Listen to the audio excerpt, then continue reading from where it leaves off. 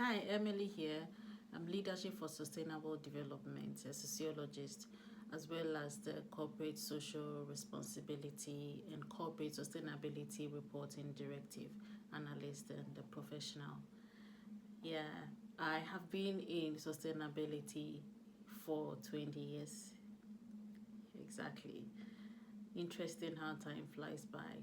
And I have had a lifetime experience or professional background in culture as well as fashion entrepreneurship.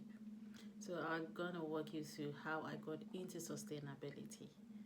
Just walk with me. Well, so as I said, I have been in sustainability for almost 20 years earlier on, and this is how I practiced before I veered into mainstream sustainability or sustainable development. Well, so when I completed my bachelor's in 2009, well, before I completed my bachelor's in sociology and social work, I was very and heavily involved in sustainable fashion. At the time, we did not tag it, or it was not tagged as sustainable fashion. But when I look back, that was exactly what I was doing in my third to final year in the university, pursuing a bachelor's in sociology and social work. I used to engage in alterations. So a couple of friends of mine, as well as other people who knew what I was doing, would get their pants, especially jeans pants. They will come and then I will alter them. Either I'll shorten it for them. Well, as a matter of fact, I was even doing this in high school as well when I was remaking our school garments or house dresses, if we put it like that. I was remaking these house dresses and turning them from dresses into skirts and other stylish items as well. And then when I got into the university, I did the same thing. Meanwhile, I was also working alongside with my mother for a very long time throughout my childhood. This is from 7 years up to through my teenage years up to when I was in my early 20s in the university. Fast forward when I got into my third year, or when I was in the third to final year on vacation, I had the opportunity to also work on cultural activities with fashion as a tool. So specifically, I was working with the late Mr. Kofi Ansah, may he so rest in peace, who happened to be uh, someone that was contracted to work with the CAN 2008 African Cup of Nations Cup 2008 costumes for the opening and closing ceremony.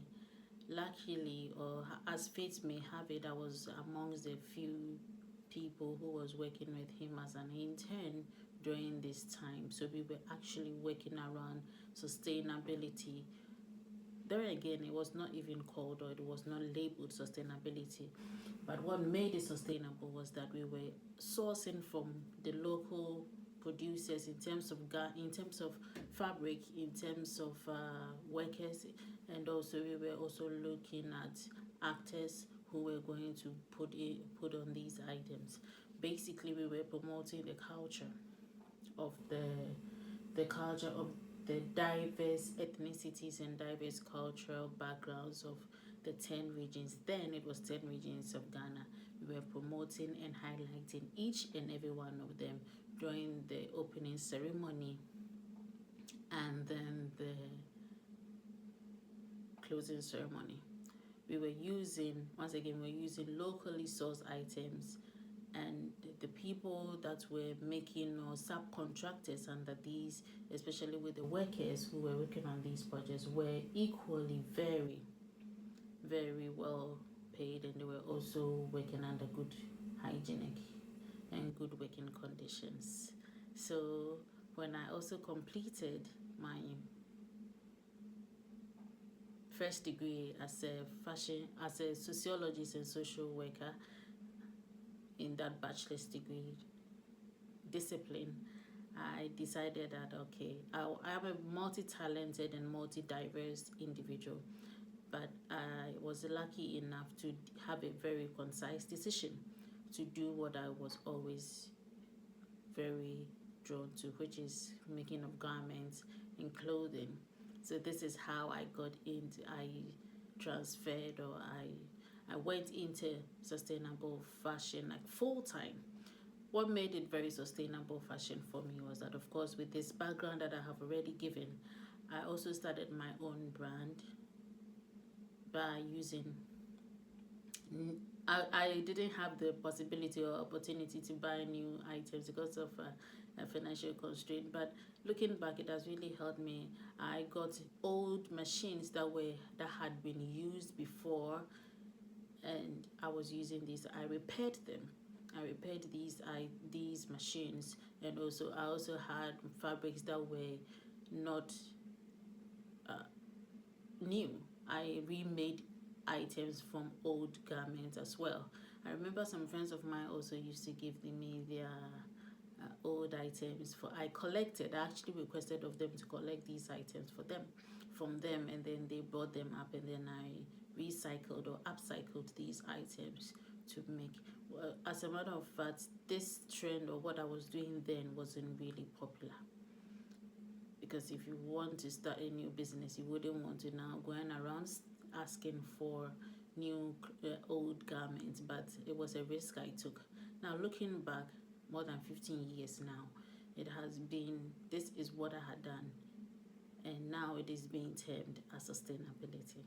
Fast forward, when I was also working on these items, as I was advancing, I had a very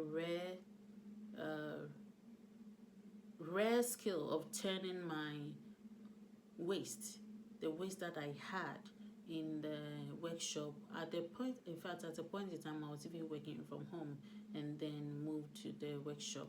I was turning all these items, waste products, or the pieces, into very creative items like frames and bags, which I was very lucky was published in a newspaper. I called it the Nsasawa Republic, and that's a whole new thing. It was a whole new thing, because I was not throwing my rubbish away or my waste pieces away. There were so many ways that I was remaking and repurposing these items.